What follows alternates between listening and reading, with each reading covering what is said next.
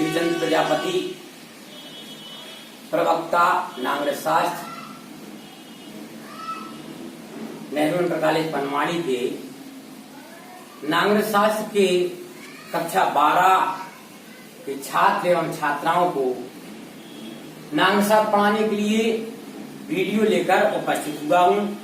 बच्चों, आज मैं आप लोगों को नागरिक शास्त्र पार्ट 2 का पहला चैप्टर ले रहा हूँ, जिसका नाम है राष्ट्र निर्माण की चुनौतियां। प्रिय छात्रों, पढ़ाने के पहले जिस कारण से हम आप ऑनलाइन में आपको पढ़ा रहा हूं, शासन का आदेश है। ऐसी विषम परिस्थिति में आप लोगों को 3 बातों का ध्यान रखना है। मास्क लगाएं, 2 गज दूरी बहुत जरूरी, सुरक्षित दूरी बनाए रखें, हाथ मुंह को साफ रखें और बाहर जाएं तो हाथों को सैनिटाइज करें।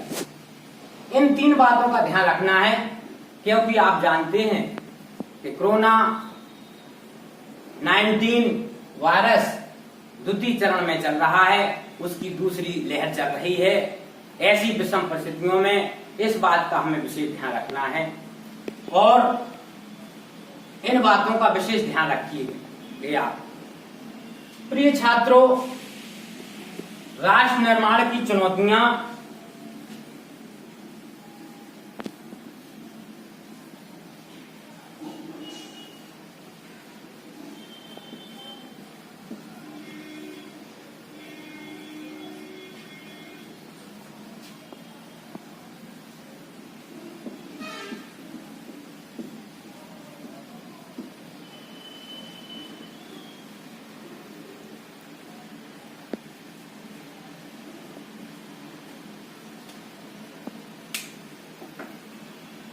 ये चैप्टर है, ये खंड खा का पहला चैप्टर है।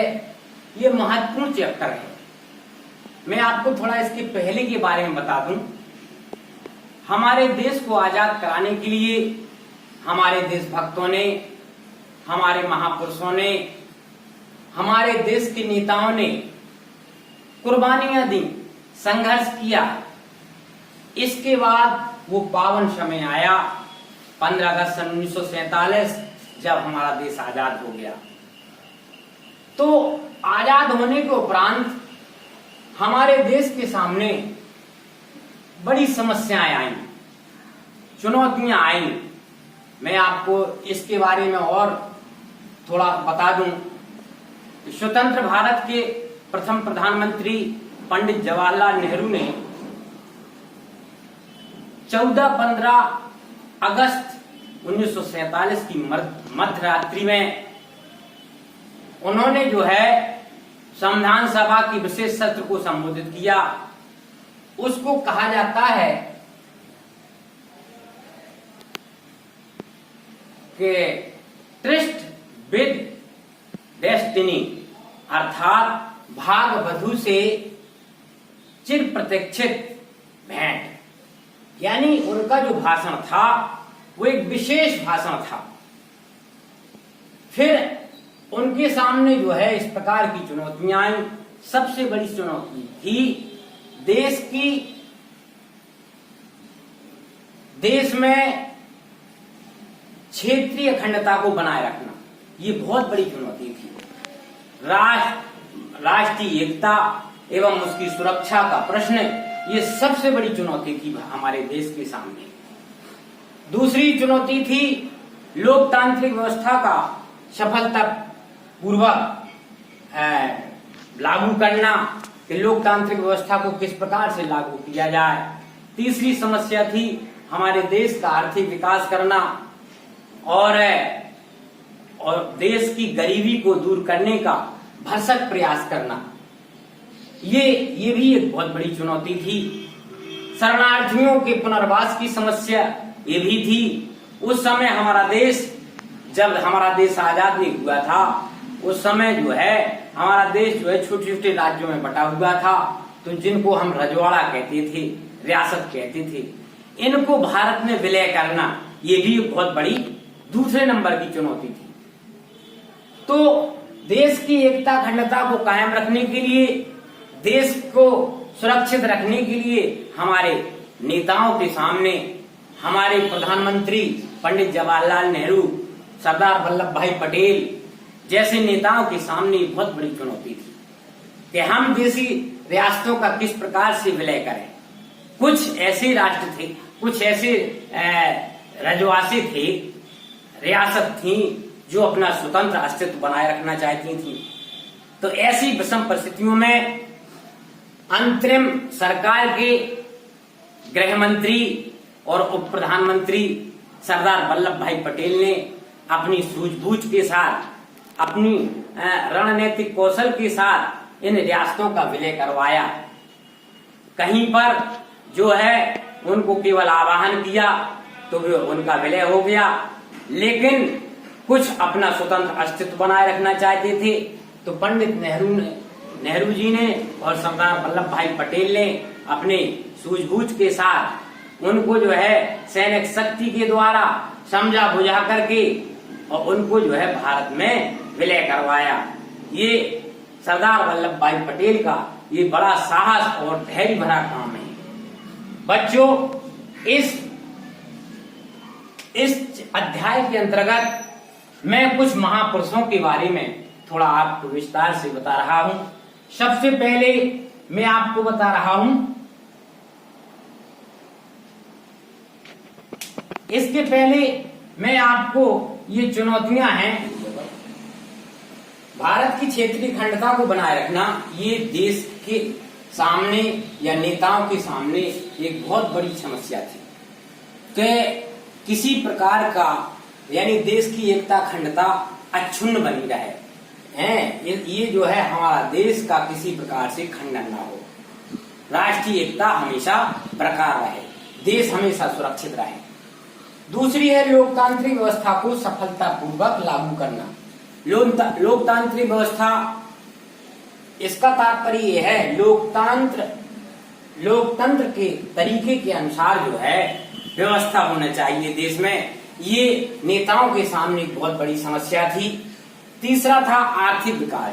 चूंकि अंग्रेजों की पीरियड में जब हमारा देश गुलाम था, उस समय जो है देश खोखला हो गया था। अंग्रेजों ने देश को गरीबी में ढकेल दिया था। तो किस प्रकार से देश का आर्थिक विकास किया जाए और गरीबी किस प्रकार से दूर की जाए, इसके लिए कैसे नियम बनाएं, कैसी नीति निर्धारित करें, उसके लिए जो है ये तीसरी सबसे बड़ी ज्वलंत समस्या थी। अगला था जो देश का विभाजन हुआ, भारत पाकिस्तान दो राष्ट्र बने हैं, तो उसमें जो है शरणार्थी कुछ आए थे, उनके पुनर्वास की किस प्रकार से व्यवस्था की जाए, ये बहुत बड़ी हमारे देशभक्तों को के सामने और हमारे नेताओं के सामने ये बहुत बड़ी समस्याएं थी। तो इन समस्याओं, ये चुनौतियां थी, इन चुनौतियों का किस प्रकार से सामना किया जाए। तो इसके साथ साथ मैं आपको थोड़ा देशभक्तों के बारे में बता रहा हूं। सबसे पहले हम ले रहे हैं महात्मा गांधी जी को।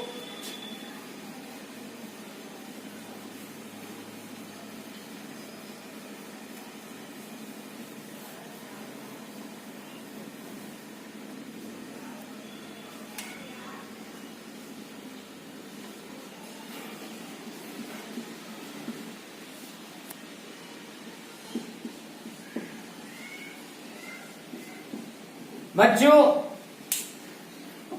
महात्मा गांधी जी का देश की आजादी में सबसे महत्वपूर्ण योगदान है। उन्होंने देश को आजाद कराने के लिए कई बार जेल की यातनाएं की और सबसे अहम बात यह है कि वो जो है उन्होंने आंदोलन चलाए, असहयोग आंदोलन, सौम्य अवज्ञा आंदोलन और भारत छोड़ो आंदोलन जैसे ये आंदोलन चलाए।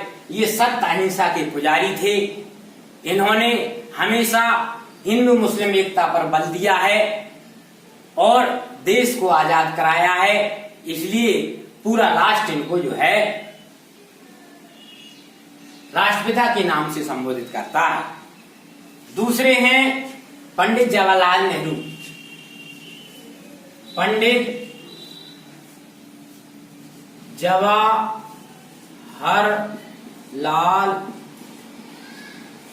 नेहरू।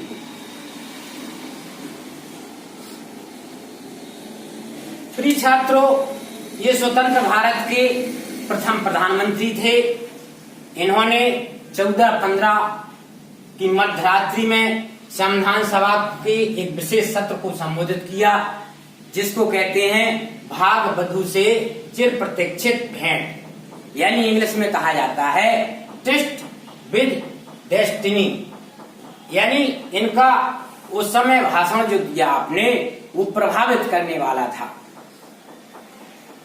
ये स्वतंत्र भारत के इन्होंने देश को आजाद कराने के साथ साथ इन्होंने जो है देश की जो निर्माण की चुनौतियां थी उनका सफलतापूर्वक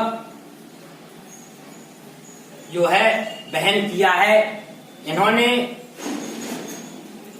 पंचवर्षीय योजना चलाई, देश को गरीबी से दूर करने का पूरा प्रयास किया और देश का निर्माण किया, राज्यों का पुनर्गठन करवाया। ये 47 से लगा करके 64 तक भारत के प्रधानमंत्री पद पर सुशोभित रहे। तीसरा नाम मैं आपको बता रहा हूं,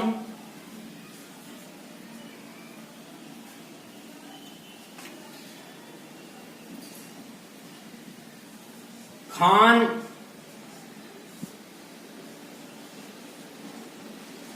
अब्दुल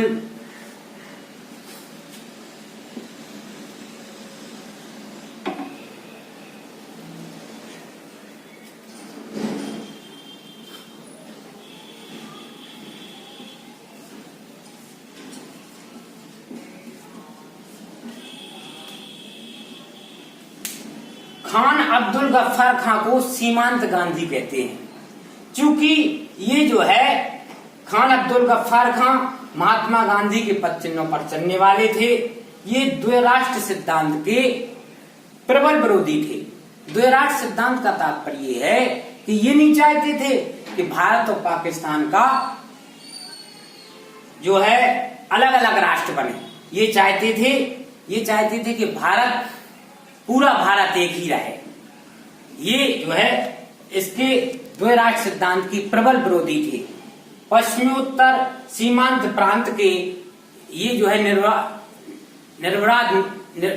निर्विवाद नेता थे। ये हिंदू मुस्लिम एकता पर विशेष बल देते थे, इसलिए इनको सीमांत गांधी के नाम से जाना जाता है। बच्चों, चौथा नाम है मोहम्मद अली जिन्ना।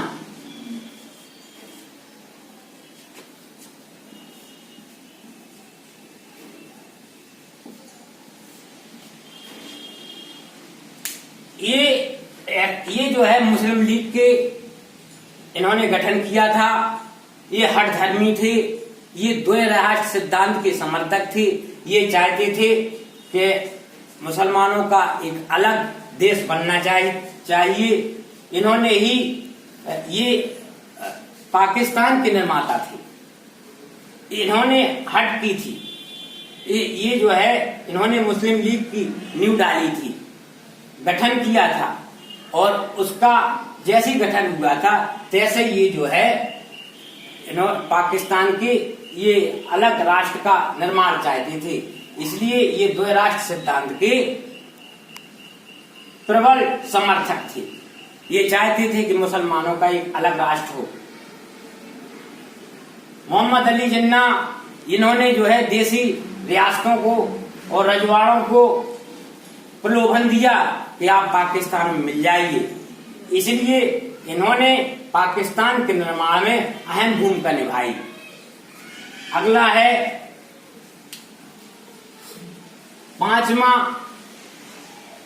पांचवें व्यक्ति हैं सरदार वल्लभ भाई पटेल।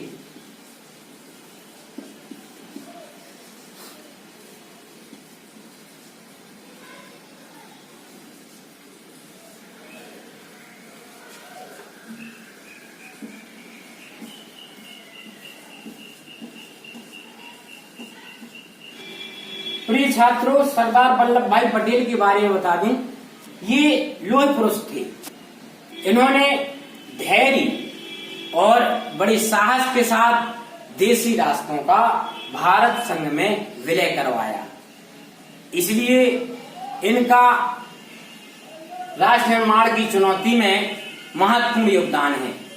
ये इनका रणनीतिक कौशल, इनका धैर्य, इनका साहस, इनकी सूझबूझ बड़ी अनोखी ढंग की थी।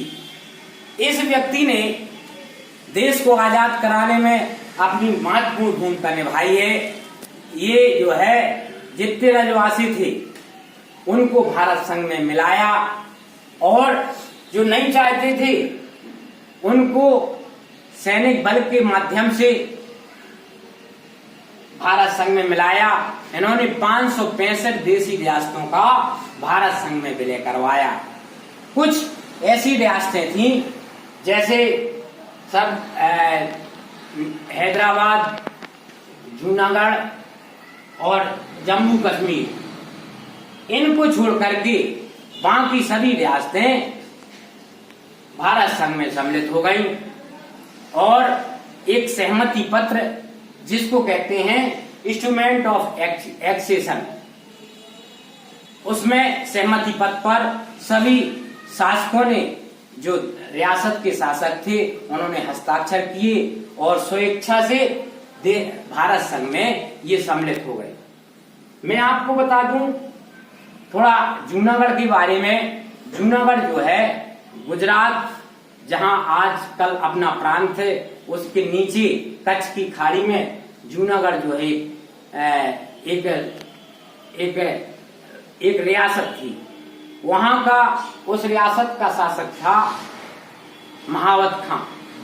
वो पाकिस्तान में मिलना चाहते थे, लेकिन भौगोलिक स्थिति उस रियासत की ऐसी थी कि जो जिसको भारत में मिलना चाहिए, अंत में दिक्कत आ सकती थी। और वहां की जनता 80% हिंदू जनता थी। वो चाहती थी कि हम भारत संघ में मिलें। फिर जब वो तैयार नहीं हुए वहां के शासक, तो वहां पर जनमत संग्रह कराया गया और उस जनमत संग्रह में वो देख करके वहां का जो शासक था वो पाकिस्तान भाग गया और जूनागढ़ को भारत संघ में सन 47 में मिला लिया गया। इसके बाद हैदराबाद का नाम आता है। हैदराबाद का जो निजाम थे वो अपने को स्वतंत्र राष्ट्र चाहते थे, लेकिन उनका वो चूंकि मध्य में पड़ता है, कुछ दक्षिण भारत में पड़ता है, इसलिए और निजाम साहब चाहते थे शासक कि हम जो है वहां हम पाकिस्तान हमारा विलय हो, लेकिन भौगोलिक दृष्टि से वो उसको मिलना असंभव था। भविष्य में भारत के सामने एक दिक्कत आ सकती थी, इसलिए इनको यहाँ के निजाम को समझाया गया लॉर्ड माउंटबेटन ने और सरदार वल्लभ भाई पटेल ने। जब वो नहीं माने तो फिर वहां सैनिक कार्रवाई की गई और अंत में वहां की सेना भारतीय सेना का सामना नहीं कर सकी। वो अंत में जो है उनको मजबूरी में भारत संघ में मिलना पड़ा। जम्मू कश्मीर के बारे में बता दूं बच्चों, जम्मू कश्मीर में की रियासत में महाराजा हरि सिंह राज्य करते थे। वे भी अपना एक स्वतंत्र राज्य बनाना चाहते थे, लेकिन कुछ समय तक तो ऐसा चलता रहा, लेकिन पाकिस्तान ने बलात् रूप से कश्मीर पर आक्रमण कर दिया। इससे मजबूर होकर के महाराज हरि सिंह ने भारत संघ में जम्मू कश्मीर का विलय करवा दिया। इस प्रकार से मैं थोड़ा आपको और बता दूं, पांडिचेरी में फ्रांस का शासन था और गोवाटमंडू में पुर्तगाल का शासन था। तो ये भी अपना जो है उपनिवेश बनाना, फ्रांस भी पांडिचेरी को अपना उपनिवेश बनाना चाहते थे और पुर्तगाल गोवाटमंडू को अपना उपनिवेश बनाना चाहते थे। वो जो है भारत संघ में सम्मिलित होने के लिए तैयार नहीं थे, लेकिन सैनिक कार्रवाई के वजह से दोनों गोवा और पांडिचेरी का भारत संघ में विलय हुआ। इस प्रकार से जो है और ये गोवा का 1961 में 18 दिसंबर 1961 में विलय हुआ। इस प्रकार से जो है पांडिचेरी और गोवा का भारत संघ में विलय हुआ। बच्चों एक देशभक्त और थे जिनका नाम था मौलाना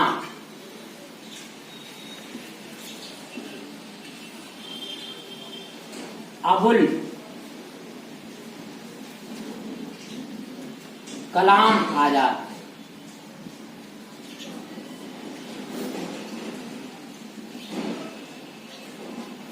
छात्रों ये जो है हिंदू मुस्लिम एकता के बहुत बड़े प्रतिपादक थे।